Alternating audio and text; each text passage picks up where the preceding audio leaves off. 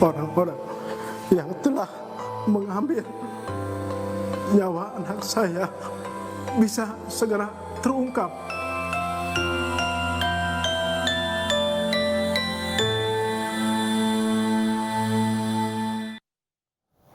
Pemirsa, kita akan membahas keterlibatan Peggy Setiawan dalam kasus Vina dan Eki. Sudah bergabung bersama kami kuasa hukum Peggy Setiawan, Ibu Sugianti Iriani. Assalamualaikum, selamat malam Bu Sugianti. Ya, dengan Abraham Silaba di studio, Bu. Ya, sudah siap Pak Abraham? Ya, kita langsung bertanya kepada Anda mengenai kabar klien Anda yang sudah ditangkap hari Rabu. Bahkan per hari ini belum terdengar kabar selanjutnya, kabar berikutnya. Anda sudah komunikasi belum? Betul. Iya. Bagaimana Mas? Ya, Anda sudah komunikasi belum dengan klien Anda setelah ditangkap hari Rabu? Sudah. Kamis kita langsung berangkat dan melakukan pendampingan di Polda Jabar terhadap klien kami Peggy Setiawan. Oke, bagaimana informasi terakhir dari Peggy? Karena kan rilis belum kita lihat sampai hari ini. Terakhir ketika saya ke sana pada tanggal 22 Mei yaitu hari Kamis, kami belum bisa langsung berkomunikasi dengan Peggy, hanya ditunjukkan bahwa kondisi Peggy baik-baik saja dan tim kuasa hukum baru bisa berkomunikasi dengan Peggy di jam 8 malam dan kami langsung diberikan penetapan tersangka sehingga saat malam itu Peggy didampingi untuk BAP sebagai tersangka kasus pembunuhan Vina. Cuma saya sempat klarifikasi kepada penyidik, ini kok terlihatnya terburu-buru. Saya bilang bahwa Peggy pada tanggal kejadian di tahun 2016, 27 Agustus itu tidak ada di tempat atau tidak ada di Cirebon tempat kejadian pembunuhan Eki dan Vina. Tapi kenapa begitu ditangkap langsung ditetapkan sebagai tersangka? Dan di situ ada yang saya pikir kejanggalan. Peggy itu ditangkap atas dasar DPO, tapi penetapan tersangkanya baru dilakukan pada saat tanggal 24 Mei 2024. Itu aja kejanggalan yang saya... Kalau disebutkan tadi ada alibi yang Anda sebutkan bahwa klien Anda tidak berada di TKP saat peristiwa itu terjadi.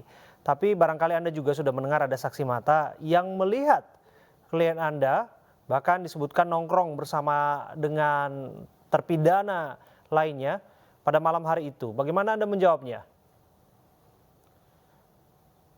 Mungkin itu bukan klien saya, karena klien saya pada tanggal 27 Agustus 2006 itu betul-betul ada di Bandung. Dia sedang bekerja sebagai buruh bangunan. Pada saat penggerebekan... Ada saksinya waktu itu, Bu Sugianti? Iya. Ada saksi yang menyatakan bahwa klien Anda saat itu berada di tempat yang lain, bukan di malam bersama-sama dengan para terpidana lainnya? Tentunya ada, karena Peggy itu bekerja dengan ayah kandungnya juga dalam satu sama-sama seorang buruh. Jadi bekerja dalam tempat yang sama dan ada beberapa dari Cirebon juga, orang-orang Cirebon yang bekerja di tempat yang sama juga. Artinya klien Anda sebutkan luar kota, barangkali Anda juga sudah dengar bahwa nama saksi tersebut adalah Aib yang menyebutkan bahwa tidak mengetahui nama klien Anda, tapi begitu ia melihat fotonya, dia merasa bahwa Peggy yang mana klien Anda ada di TKP waktu itu. Tanggapan Anda? Saya rasa kesaksian Aib itu apakah betul-betul memang dia, kalau dia tidak tahu nama Peggy, tapi kenapa yang dicari itu adalah Peggy? Itu aja. Ia melihat bahkan mengidentifikasi bahkan warna motor ataupun sepeda motor dari klien Anda juga ia menyebut mengingatnya. Tapi tetap kita beralibi bahwa saat itu Peggy tidak ada di tempat dan Oke. banyak saksi yang Ya. melihat Peggy sedang bekerja Ya. di Bandung di tanggal 27 Agustus Prinsipnya 2016. Oke, prinsipnya ada saksi yang Anda sebutkan, ada alibi yang menguatkan.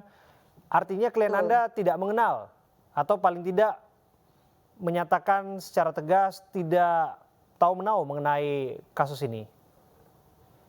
Betul, tidak tahu menau dengan kasus yang terjadi pembunuhan antara Eki dan Vina, dia tidak tahu menau, sama sekali tidak tahu menau.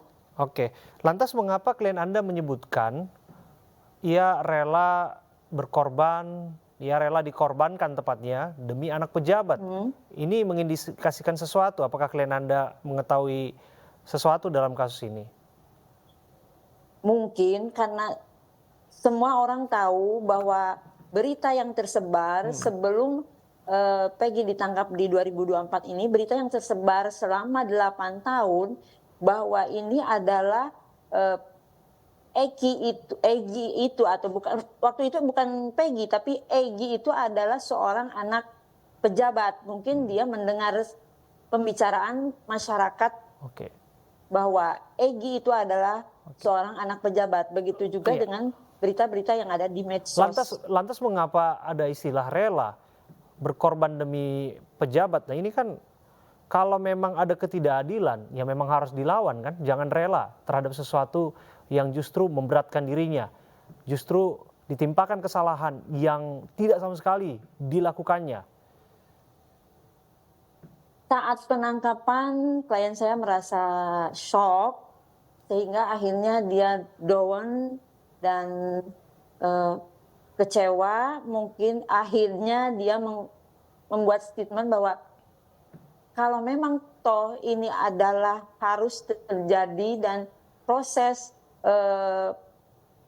penyidikan polisi menunjukkan bahwa dia harus ditetapkan sebagai tersangka kemudian terdakwa dan dia sudah pasrah, mungkin seperti itu. Tapi kami sebagai kuasa hukum tetap akan memperjuangkan agar Peggy bisa bebas dengan upaya-upaya hukum yang nanti akan kami jalankan. Oke. Bagaimana menjelaskan bahwa sebetulnya 2016 silam disebutkan pernah juga dilakukan pemeriksaan atau penggeledahan di kediaman Peggy ya, Bu Sugianti? Betul, betul, iya.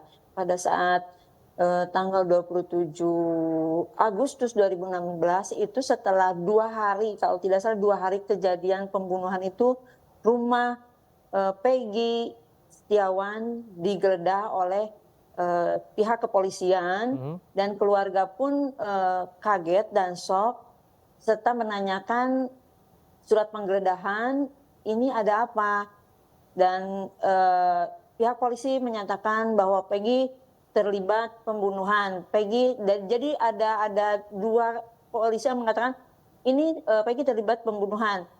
Peggy memiliki hutang kepada seseorang. Jadi mereka juga bingung.